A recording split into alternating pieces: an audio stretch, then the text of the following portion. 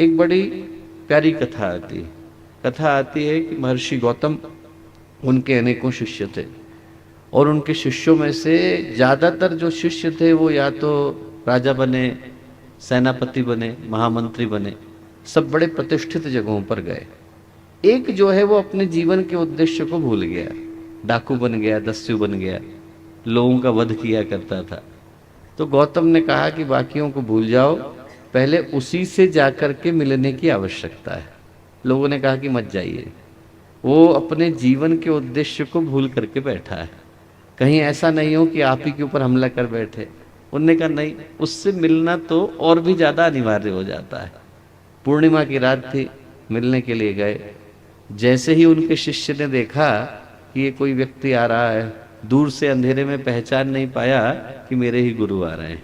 एकदम उसकी तलवार तन गई, ये कौन है जो मुझसे डर नहीं रहा है, ये कौन है जिसके ऊपर मेरे आतंक की छाया नहीं है। तुरंत उसने अपनी तलवार उठाई, मारने के लिए गया और जैसे ही निकट पहुंचा वैसे ही चंद्रमा की रोशनी में देखा कि गुरु वहां पर खड़े हैं। हाथ की तलवार गिर गई, आंख से आंसू गिरने लगे, गुरु के चरणों में गिर गया और रोते हुए बोला कि आप क्यों आए? आज यदि गलती से मुझसे आपका वध हो जाता तो क्या होता?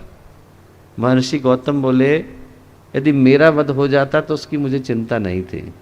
जो तू अपना वध करके बैठा है उसके लिए मैं ज़्यादा चिंतातुर हूँ। जो तू अपने जीवन के उद्देश्य को भुला करके बैठा है उसका स्मरण कराने के लिए मैं यहाँ आया हूँ।